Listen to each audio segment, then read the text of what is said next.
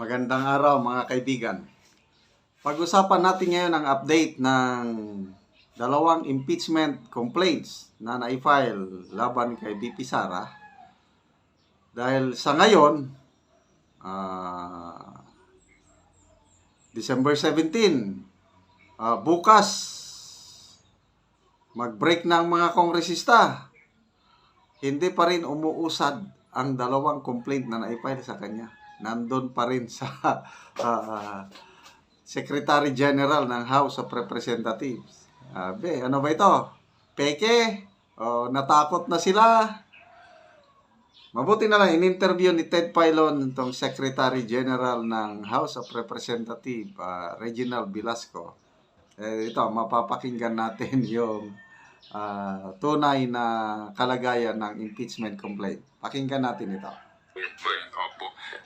Endorsement, hindi ho ba under the rules po ng Kamara, yung pong verified complaint, ay maaari po na itong isang ganito pong uri ng impeachment complaint, isang member lang ang pwede mag-endorse, di po ba? Ano ho yung sinasabi niyong naghihintay pa ng endorsement? Klaro na po, doon sa Akbayan, complaint, yung Akbayan Party List na nag-endorse. Dito po sa Makabayan, yung tatlong Makabayan nag-endorse. Ano pong ibig sabihin po, sir? Meron pong nakikiusap na mga congressman at humingi silang kopya ng complaint. No? Pinag-iisipan nila kasi i-endorse nila yung one of the two complaints. No? So nakikiusap pag-request. Malabo.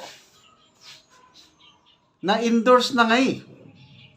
Yung unang complaint, in-endorse na ni Congressman Percy Serdanya. Hindi naman kailangan madagdagan ng mag-endorse. Isang kongresista lang mag-endorse. Pangalawang complaint, tatlong nag-endorse. Ano itong sinasabi ng Secretary General na may mga iba pang mag-endorse? Kaya tama itong question ni Ted Filon eh. Malabo. Speaker, kasama na po yung endorsement nila para mas malaki yung complaint na yun na mga napili nila ay dyan ang magiging complaint na i-refer sa Rules Committee on Rules and then subsequently sa Committee on Justice. Bakit ho ba, sir, hindi pa pwede hong parehong sabay na itong verified complaint na ito i-submit sa House Speaker para sabay din po? Pwede po naman. Pwede po naman. Pero yun nga, nakikiusap yung ibang House members na wag mo nang i-refer dahil hintayin silang pag-isipan kung i-endorse po nila. Maganda. Malabo. May ibang dahilan. Meron bang nag-utos na wag nyo nang i-refer, wag nyo nang pabayaan nyo nang matingga dyan? Or may kinakatakutan? Dalawa lang yan eh. Pag-refer mo kay Speaker, more than one or more than three yung nag-endorse. In fact, kung makagather po ng 1/3, no? At 103 House members, wala na, automatic, i-refer na lang po ni Speaker sa Senado. Hearing na matagal.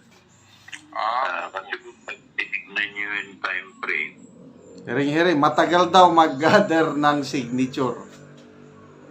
Kasi ang gusto ni Franz Castro, direct resolution na lang. Hindi na dadaan sa Committee on Justice. Mayroon na silang resolution na na-prepare. Magperma. Yung sabi ni Franz Castro is, pledges pa lang ang kanilang nakukuha. More than 10 pledges. Mga congressman na pipirma. But ang actual na pumirma, 0. Kaya ito yung sinasabi ng Secretary General ng House na mabagal ang pagpapirma. sa mga hearing na gagawin, hindi na ho aabot kahit na hanggang next year. Kasi po, we have only few remaining session days.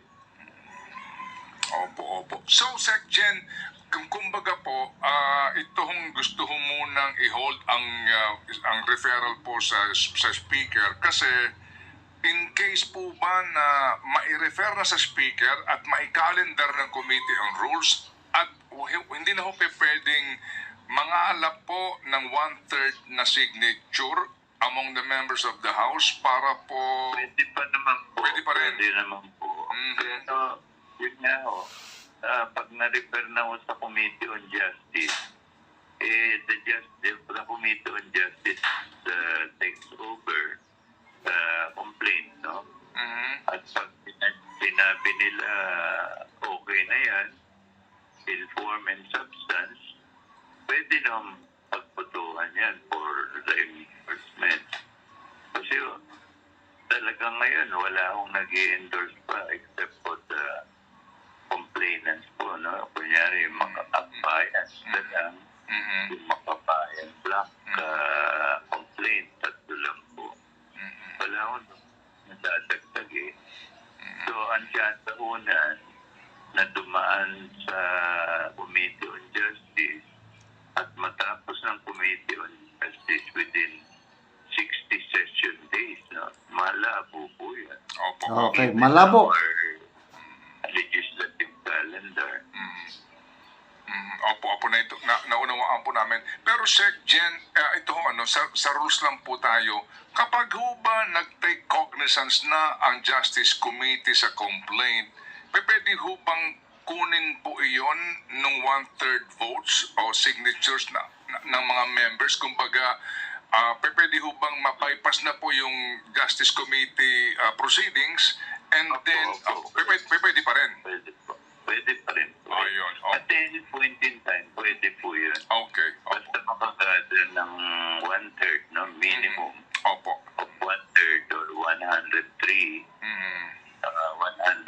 House members na nakapirma po at i-certify po, kailangan umarap sa akin na talagang ini-endorse nila, no? Opo. Under our rules po, hindi pwedeng pakita lang sa akin na pinirmahan. Opo. Kailangan ma-verify na pinirmahan talaga. Yes, sir. Opo, House sige. member na yan. Opo, sige. So, So, Sec-Gen, mabigat po yung opo, trabaho ng section, eh. opo, we understand. So, Sec-Gen, ganito po, sino po itong nakikiusap sa inyo at para baga nagpapahintay pa na doon sa third impeachment complaint? Hindi ko masasabi yung pangalan, pero they belong to both minority and majority. Kaya kailangan pakinggan natin sila. Hindi ang pwede yung baliwalain. Tapos nga po, pagka binaliwala natin, hindi nila in-endorse, malabo kung matapos yung complaint na yan within the limited time, no? Na makikita natin sa So palagi niyang sinasabi yung malabo. Ilang beses ko nang narinig, malabo. So, salamat naman dahil nalalabuan kayo para maliwanagan na rin ang Christmas ni BP Inday Sara. Makaselebrate siya ng Christmas na wala nang iniisip dahil malabo talaga. legislative calendar. Kunyari po, magre-resume kami January 15, no? And then, mag-adjourn na po sa February 7. So, pag tinignan nyo, that's less than, mga 12 Session days. 12 session days, yes. Opo. At ang balik niyo ho ninyo ay June 2 na, no? Opo. Opo, June 2, ang tawag po dyan, lame duck session. Opo. Yun kung mga natalo, siyempre po, wala sa na Pumasok. Opo.